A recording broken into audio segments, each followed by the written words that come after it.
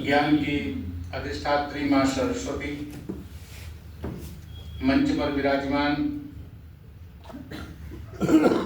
हिंदी और संस्कृत के वरिष्ठ विद्वान और अपने अखिल भारतीय अध्यक्ष आदरणीय डॉक्टर सुशील चंद्र त्रिवेदी मधुपेश जी, अपने इस प्रांत के अध्यक्ष श्री विजय त्रिपाठी जी, उत्तर प्रदेश के संयुक्त महामंत्री श्री शिवमंगल जी, इस महानगर के अध्यक्ष श्री निर्भय जी, श्री विनोद भावुक जी, आदरणीय देवेंद्र जी, हमारे बहन ममता पंकज जी, नरेंद्र भूषण जी। आज बहुत दिनों बाद सुना, लेकिन एक लाइन इन्होंने जो बोली ना, जो मूल है कि हम राष्ट्रवाद की बात नहीं करते, राष्ट्रभाव की बात करते हैं, तो बहुत शानदार लाइन आज आपने अपने उसमें वक्तव्य में बोली। बहन शोभना जी, राजीव जी, आज कुंजी जी आए हैं बहुत दिनों बाद, हमारे अवध प्रांत के संयुक्त महामंत्री श्रीमान बलजीत जी, आदरणीय रविंद्र जी, उपस्थित विद्वान, साहित्यकार, साहित्य प्रेमी देवी और सज्जनों, बड़े आनंद की बात है कि आज परिषद के द्वारा निमंत्रण मिला और आप सब विद्वान यहाँ साक्षी बने इस कार्यक्रम के। आज 2 अभिनंदन भी हुए हैं। पिछली बार तो हमने बहुत ढंग से विस्तार से बताया था प्रांत के कार्यक्रम में कि अभिनंदन व्यक्ति का नहीं होता, अभिनंदन संगठन का और उसके कार्य का होता है।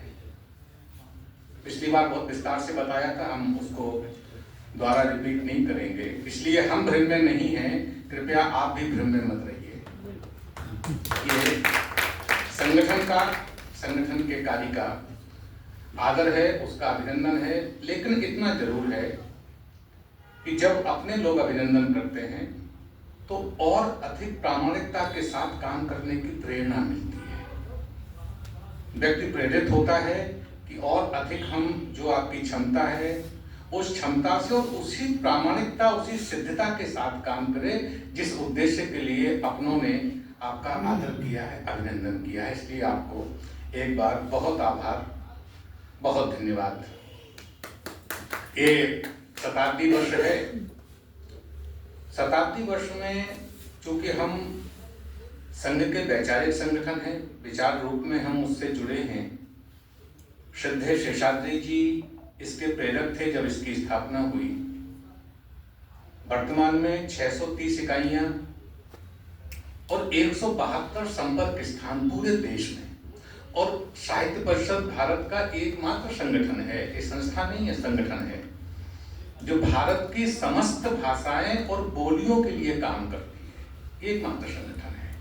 और आनंद की बात यह है कि शताब्दी वर्ष की इस यात्रा में जब परिषद प्रारंभ हुआ तब से लेकर अब तक भारत के प्रत्येक प्रांत में परिषद का काम पहुंच गया है, भारत के प्रत्येक प्रांत में।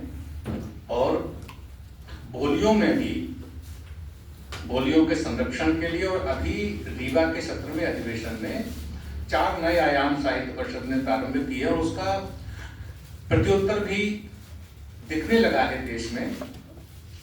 पहला अपना जो लोक भाषा है बहुत महत्वपूर्ण है। अभी पिछले उत्तर प्रदेश का एक कार्यक्रम था वृंदावन में, तो अवध में बोली जाने वाली बैसवारी, मेरठ के आसपास बोली जाने वाली कौरवी, इसके लिए हम साहित्यकारों को खोज रहे थे, तो एक या 2 नाम मिले। तभी ध्यान में आया कि भारत की जो बोलियां हैं, भारत की जो लोक भाषा है, परिषद को उसके संरक्षण के लिए काम तो हमारे काम पहले कर रहे हैं, लेकिन और गति से काम करने की आवश्यकता है। तो एक नया आयाम लोक भाषा का प्रारंभ किया साहित्य परिषद ने, और उसका परिणाम हुआ कि कल रात में हमने पूर्वोत्तर के 7 सिस्टर्स, पूरे 7 प्रदेश जो पूर्वोत्तर के हैं, बाकी 2 और जोड़े थे नीचे की तरफ के, बंगाल और असम को लेकर के, और उड़ीसा, तो इन सब 10 प्रदेशों की कल ऑनलाइन बैठक की, और सबसे 2-2 कार्यकर्ता थे, वहां के लोग उस क्षेत्र में काम करने लगे हैं। दूसरा आयाम हमने शुरू किया बाल आयाम, क्योंकि भविष्य की पीढ़ी भी निर्माण करनी है। एक युवा शोधार्थी आयाम और प्रचार, जरा प्रचार का भी अपना हिस्सा बने, ऐसे 4 नए आयाम प्रारंभ किए हैं। और शोधार्थी आयाम, बाल आयाम, इनका काम बहुत ढंग से प्रारंभ हो गया है।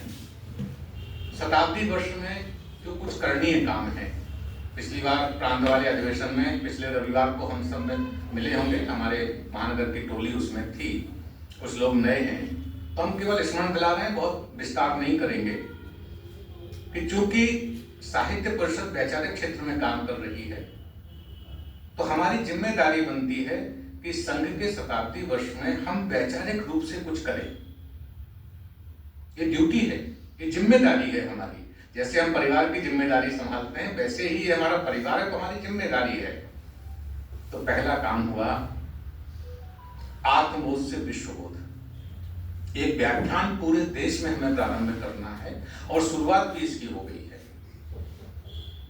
और संकल्प लिया है परिषद ने पूरे देश भर के कार्यकर्ताओं के सामने कि हम एक 500 बड़े व्याख्यान पूरे देश में करेंगे। और जब संकल्प लिया है तो भगवत कृपा से वो संकल्प पूरा भी होगा।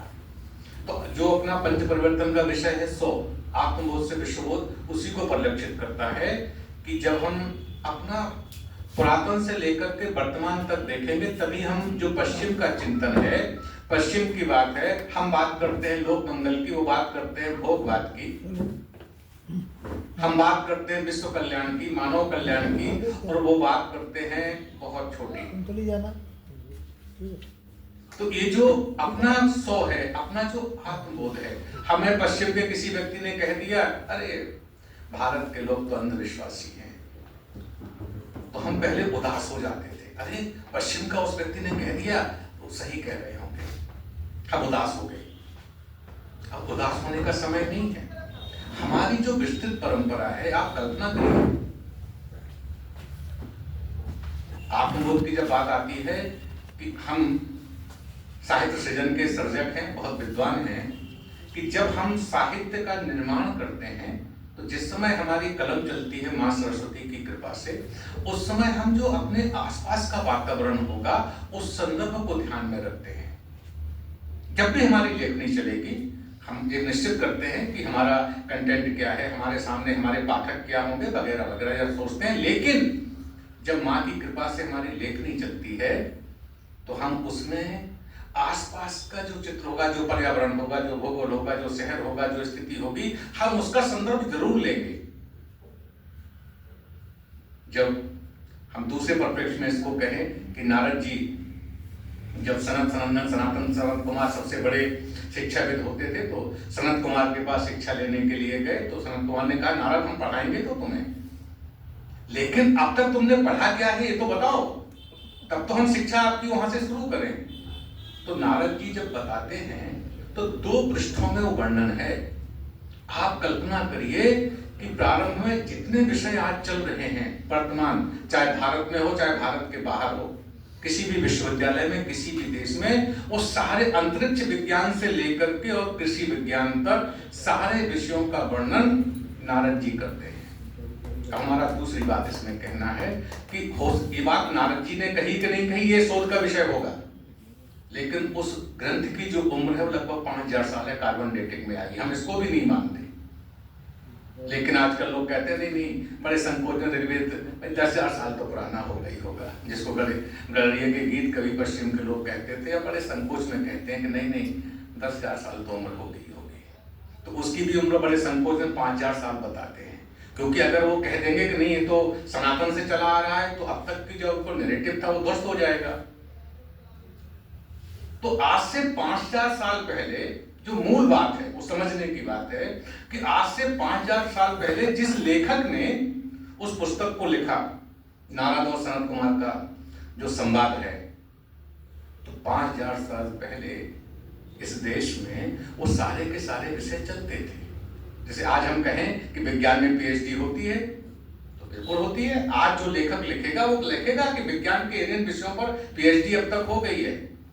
हिंदी में पीएचडी होती है, गणित में पीएचडी होती है, संस्कृत में पीएचडी होती है।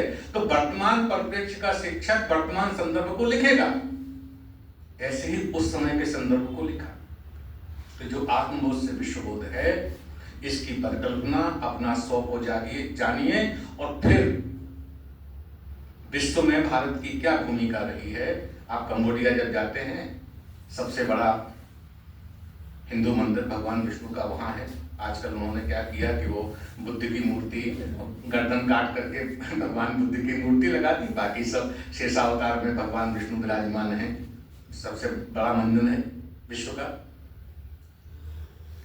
जब वहां आप जाइए तो वहां के लोगों की, हम तो गांव में गए, जब उधर गए तो कई लोगों से जो बात हुई, आदरणीय राष्ट्रीय अध्यक्ष जी भी उनके साथ थे हम, तो वहां मान्यता है कि जो समुद्र मंथन हुआ वो वहीं हुआ कंबोडिया में। वहां के स्थानीय लोगों की जनश्रुति है, तो जनश्रुति कभी गलत नहीं होती। और वहां के हर स्थान पर आप पुलिया देखिए, जो लाइट के पोल गए हैं, टेलीफोन के पोल गए हैं, सरकारी बिल्डिंग से उसके बाहर बांस की फण फैलाए बैठे हैं। वहां की, जैसे हनुमान जी महाराज यहाँ के ग्राम देवता है, इष्ट देवता, कुछ भी मान लीजिए श्री हनुमान जी महाराज को, ऐसे ही कंबोडिया के जो ग्राम देवता हैं वो वासुकी हैं। हर जगह वो एक तरफ पूंछ है, एक तरफ फण है। तो ये जो विस्तार है भारतीय संस्कृति का, जिसको हम भूल गए थे, इस सौ के जागरण की, आत्मबोध से विश्वबोध को जागरण की बहुत आवश्यकता है। इसीलिए परिषद ने इस विषय को लिया और पूरे देश में विषय प्रारंभ हो गया। दूसरा विषय जिसकी आज चर्चा हुई, बलजीत जी ने भविष्य का भारत, विजय जी ने शताब्दी वर्ष गीतों की यात्रा, नरेंद्र भूषण जी ने कई पुस्तकों का संदर्भ देकर के उसका जिस्ट हम सबके सामने प्रस्तुत किया। तो ऐसे संघ साहित्य समग्र चिंतन प्रवाह, आप जहां देखो, भारत के जिस क्षेत्र में जिस तरफ आपकी दृष्टि जाएगी, आपको संघ के कार्यकर्ता वहां दृष्टि में आएंगे। आप कहीं भी चले जाइए, किसी भी क्षेत्र में जाइए। तो इसलिए संघ का ये जो काम है, जो चिंतन है, और प्रारंभ से लेकर अब तक श्रद्धेय दीनदयाल जी, राजजीवन की दिशा का उल्लेख किया नरेंद्र भूषण जी ने। अर्थशास्त्र के अगर विद्वान बैठे होंगे तो पहले विश्व में एकमात्र सिद्धांत चलता था, वो था रिशाप का सिद्धांत। उस थ्योरी को, वैश्विक थ्योरी को काट करके दीनदयाल जी ने लिखा कि नहीं नहीं, ये सिद्धांत भारत विश्व के लिए कल्याणकारी नहीं है, मंगलकारी नहीं है, ये अमंगलकारी सिद्धांत है। विश्व के लिए मंगलकारी सिद्धांत है तो अंत्योदय का सिद्धांत है, और पूरा विश्व आज उसको मान रहा है। ये भाव, भारत की नाट्य परंपरा, भारत की काव्य परंपरा, और जो वैज्ञानिक दृष्टिकोण है, पूज्य रज्जू भैया ने और श्रद्धेय सुरेश सोनी जी ने भारत में विज्ञान की उज्जवल परंपरा की 2 सीरीज लिखी है। पढ़िए तो आप भूल जाएंगे सारे विषय, जो तरह तरह के तर्क कुतर्क करते हैं। आप दोनों पुस्तकें तो पढ़िए हो, भारत में विज्ञान की उज्जवल परंपरा, गुरुत्व यानी हिंदुत्व सोनी जी की, धर्म संस्कृति, धर्म और संस्कृति श्रद्धेय रंगाहरी जी की। आप पढ़ के देखिए, आनंद आ जाएगा।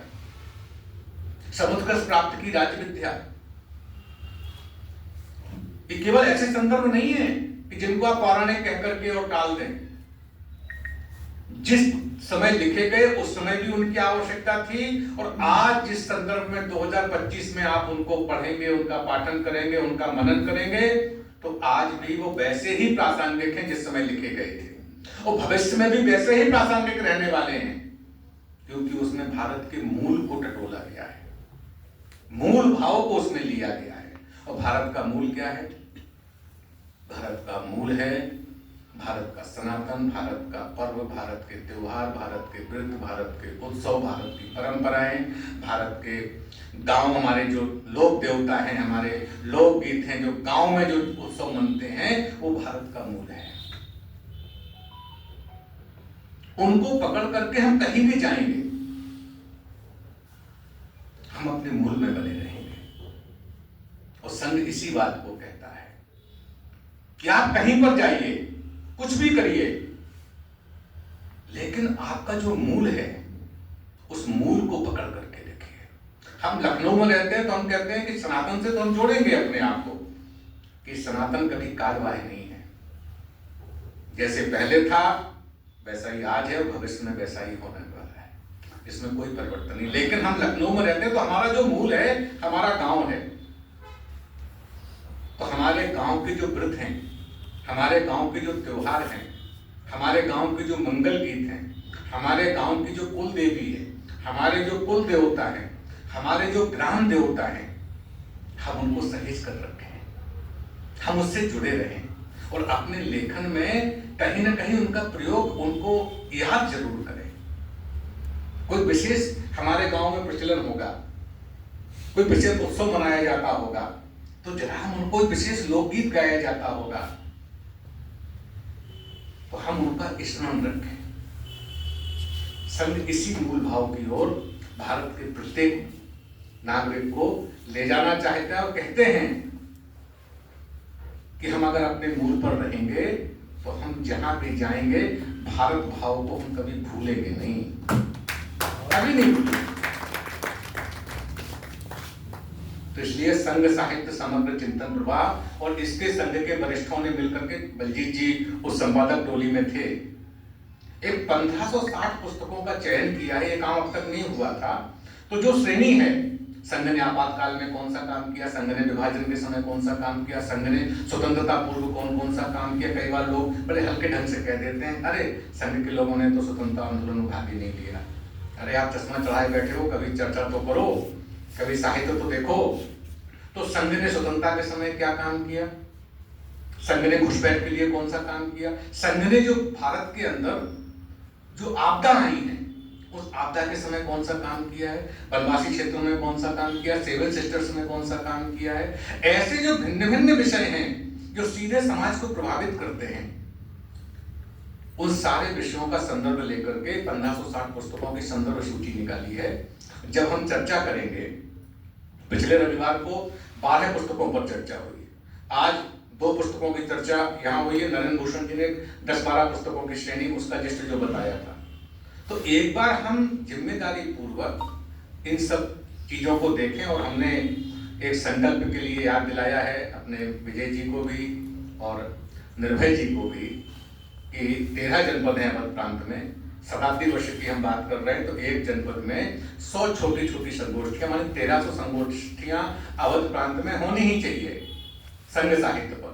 और लगभग 50-60-100 पुस्तकों पर हम विमर्श करेंगे। छोटा छोटा विमर्श बहुत आवश्यक है। तीसरा, क्योंकि हम कभी जुड़े हुए हैं तो इसलिए शताब्दी राष्ट्र साधना के 100 वर्ष, ये काव्य संध्या हम लोग करने वाले हैं। परिवार सहित लोगों को बुलाएंगे और उसमें केवल न तो हास्य होगा, न व्यंग्य होगा, न वीर रस होगा। हम केवल पंच परिवर्तन, संघ साहित्य, साहित्य परिषद का उद्देश्य, लोक मंगल, विश्व मंगल, जो अपना मूल है उसी पर हम चर्चा करने वाले हैं। जरा ओपन मुक्ताकाशी मंच या किसी बड़े सभागार में लखनऊ का तय हो रहा है ये सारे कार्यक्रम। तो बड़ा आयोजन, पहले से विषय देंगे कवियों को। पंच परिवर्तन पर आपको ये चीज बोलनी है, संघ के साहित्य पर इस कविता को बना करके लाना है। बाकी कोई और कुछ काम नहीं होगा, क्योंकि हम बच्चे से लेकर के और घर के बुजुर्ग तक सबको बुलाने वाले हैं। इसलिए जो वातावरण हो वो आनंददायक हो और सबको प्रेरित भी करे और लोग प्रेरणा लेकर के उस कार्यक्रम से जाएं भी। तो ये हुआ तीसरा कार्यक्रम। 2-3-4 कार्यक्रम और हैं संघ शताब्दी वर्ष में ही, कि जैसे 16 आयाम का विषय शुरू हुआ तो एक और काम शुरू किया, पुस्तकालय विद सेल्फी। आजकल हमारा नाता जरा पुस्तकालय से कम होता जा रहा है बच्चों का। तो कार्यक्रम तो बड़ा है, कार्यक्रम शुरुआत भी हो गई देश भर में उसकी। तो जरा पुस्तकालय के पुस्तकालय दर्शन, उसके साथ जरा सेल्फी बच्चे लोग बड़ा आनंद में लेते हैं ना। पहले तो मुंह बिगाड़ बिगाड़ करके लेते थे, अब तो प्रचलन खत्म हो गया। वो शुरुआत में जब आया तो लोग सब मुंह बिगाड़ बिगाड़ करके लेते थे। तो हमारी जो दृष्टि है, जो तंत्र है, इसका सदुपयोग हम भारतीय दृष्टि में कैसे कर सकते हैं। हमारा किसी उससे विरोध नहीं है, सब पर हमारा अधिकार होना चाहिए, लेकिन अपने भारतीय परिप्रेक्ष्य में। तो हम सेल्फी लेंगे तो किसके साथ? महापुरुषों के साथ, क्रांतिकारियों के साथ, साहित्यकारों के साथ, जरा पुस्तकालय के साथ। तो ये कार्यक्रम हम उसको भी जोड़ा है। देश भर में ये काम प्रारंभ हो रहा है धीरे धीरे। दूसरा, अभी 11 दिसंबर भारत सरकार ने अभी उसको शुरू किया है, लेकिन भारतीय भाषा दिवस भारत की एकात्मता के लिए बहुत आवश्यक है। 11 दिसंबर सुब्रमण्यम भारती का जन्मदिन, पांचाली पर अद्भुत खंड काव्य लिखा है सुब्रमण्यम भारती ने। और आजकल तो गूगल है, लेकिन पहले भारत की प्रत्येक भाषा में साहित्य का विपुल भंडार है। पहले लोग भारत की भाषा सीखते थे। जब नरेंद्र आनंद मठ की चर्चा हुई, बंकिम बाबू को अगर पढ़ना है तो लोग बंगाली सीखते थे, क्योंकि पहले अनुवाद की ऐसी व्यवस्था नहीं थी। अगर आनंद मठ हमें पढ़ना है या बंकिम बाबू को पढ़ना है, रविन्द्रनाथ टैगोर को पढ़ना है, तो लोग बंगला सीखते थे। अगर देवकीनंदन खत्री को पढ़ना है तो लोग हिंदी सीखते थे। सुब्रमण्यम भारती को पढ़ना है तो लोग तमिल सीखेंगे। अगर हमें ज्ञानेश्वरी पढ़ना है तो हम मराठी सीखेंगे।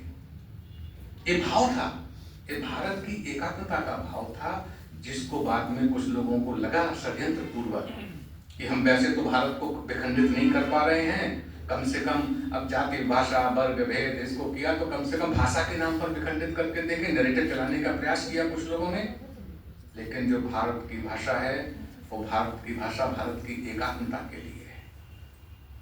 जब परिषद के लोग दक्षिण में जाते हैं तो हिंदी में बोलते हैं और वहां के लोग बगल में खड़े होकर के उसका अनुवाद करते हैं, बड़े आनंद से सब सुनते हैं। 1 घंटे का कार्यक्रम 2 घंटे में खत्म होता है, क्योंकि यहाँ से लोग हिंदी में बोलते हैं, बाद में उसका अनुवाद करते हैं साइड में खड़े होकर के। परिषद के कार्यक्रम में कहीं विरोध नहीं होता, क्योंकि भारत की भाषा भारत की एकात्मता है। इसलिए 11 दिसंबर भारतीय भाषा दिवस। ऐसे जो कार्यक्रम परिषद ने लिए हैं, परिषद का उद्देश्य है कि जो भारत का साहित्यिक वातावरण है वो वातावरण भारतमय हो, कल्याणकारी हो। जो नैरेटिव चलाने का प्रयास करते हैं ना लोग, अब स्त्री विमर्श और तरह तरह की बातें हैं, आज हम उस संदर्भ में नहीं जाएंगे। और फिर नया नैरेटिव शुरू कर दिया कि स्त्री की बात अगर रविंद्र जी लिखेंगे तो नहीं, आप नहीं लिख सकते, शोभा दीक्षित को ही लिखना पड़ेगा। तो ये जो नैरेटिव में से नैरेटिव चलाने की जो कोशिश भारत में हुई है, इसके लिए सब परिषद ने कहा कि भारत में केवल एक ही साहित्य है, वो साहित्य है सत साहित्य। और पूरी परंपरा रही है भारत की, ऋग्वेद से लेकर के वर्तमान तक आप किसी को उठा करके देख लीजिए, परंपरा है भारत की। और किसमें से विषय निकला, आप विष्णु शर्मा को देख लीजिए, पंचतंत्र, कहां से कहानियां लिखी उन्होंने। वो राजकुमार, उद्दंड राजकुमार पढ़ना नहीं चाहते थे, तो कैसे पढ़ाया, आचार्य जी आ गए, सबको मास्टरों को भगा देते थे राजकुमार, लेकिन उन्होंने कैसे पढ़ा दिया, और एक देश के लिए कितना बड़ा एक ग्रंथ देकर के चले गए। तो नैरेटिव बनाने वाले लोग हैं, श्रीमद् भागवत, गोपी गीत वहां आए, लेकिन कुछ साहित्यकारों ने कहा नहीं नहीं, वो तो धार्मिक ग्रंथ है, साहित्य कहाँ है वो। लेकिन वही गोपी गीत जब सूरदास ने लिखे, वही बात है, वही भाव है जो श्रीमद् भागवत में आए हैं, साहित्यकारों ने कहा नहीं नहीं, ये तो साहित्य है। तो ऐसा जो नैरेटिव बनाने की कोशिश करते हैं, परिषद ने कहा, अभी पिछले बार अगस्त में गुजरात में आनंद में एक महिला सम्मेलन किया, मातृशक्ति, उसका विषय था भारतीय नारी, गौरव गरिमा और महिमा। ये उसका 2 दिन इसी पर विमर्श हुआ। आप देख सकते हैं वर्तमान परिदृश्य में जब साहित्य परिषद ने विषय रखा तो उसका नाम दिया भारतीय नारी, गौरव गरिमा और महिमा। ममता जी उसमें थी उपस्थित। पूरे देश के 19 प्रांतों की बहनें वहां आई और 2 दिन बढ़िया गजब का विमर्श हुआ। तो अपना जो दृष्टिकोण है वो दृष्टिकोण है भारतीय परिदृश्य में हम वैश्विक वातावरण को कैसे भारत के पक्ष में बना सकते हैं। और विश्व भारत का जो संदेश है, अटल जी जिसको बहुत बड़े प्रेम से 2 लाइनों में कह देते हैं ना, कोई बतलाए काबुल में जाके कितनी मस्जिद तोड़ी, गोपाल राम के नामों पर कब मैंने अत्याचार किया, भूभाग नहीं, जो महत्वपूर्ण बात है, भूभाग नहीं, जन जन के हृदय जीतने का निश्चय, हिंदू तन मन हिंदू जीवन रग रग हिंदू मेरा परिचय। तो ये जो भारत भाव का जो विषय है, जो वैश्विक संदेश देने के लिए साहित्य परिषद ने ये काम अपने हाथ में लिया है। और साहित्य परिषद का ये काम मतलब हम सब जो टोली बैठी है, इस टोली ने अपने हाथ में लिया है। निर्णय तो रीवा अधिवेशन ने किया है। हम लोग बहुत सारे 5 पृष्ठीय जो पत्र केंद्र ने जारी किया है, निर्भय जी के पास है, अपने विजय जी के पास है, बलजीत जी के पास है। उस परिप्रेक्ष्य में योजना बन रही है। और चूंकि हमें ये साल भर चलाना है, तो अगले महीने से अपने यहाँ जरा गति आएगी। तो उस परिप्रेक्ष्य में संघ शताब्दी वर्ष में ये आनंद का विषय हम सब साक्षी बने हैं। उस अवसर के 101 वर्ष में संघ प्रवेश कर गया है और हम वैचारिक संगठन हैं। इसलिए जो हमारी जिम्मेदारी है उसका हमने पुनर्स्मरण कराया आपको। हमें विश्वास है कि हम सब कार्यकर्ता उसी लय में, उसी स्वर में, पूज्य सरसंघ चालक जी ने कहा था, आनंद अभी जो 25 गीतों की बात विजय जी कर रहे थे, तब एक लाइन बोली थी पूज्य सरसंघ चालक जी ने कि संघ इस देश का सरगम है, उसी में कहा था। तो परिषद के इस सरगम में हम सब लोग आनंदित होंगे और जैसी योजना रचना बनेगी, हमारे हिस्से में जो भी काम आएगा, हमें विश्वास है कि हम सब कार्यकर्ता उसका जिम्मेदारी से निर्वहन करेंगे। इस काम में हम सब ऐश्वर्यशाली हों, यही प्रभु से प्रार्थना है। आप सबने अभिनंदन किया, इसके लिए पुनः आभार। भारत माता की जय।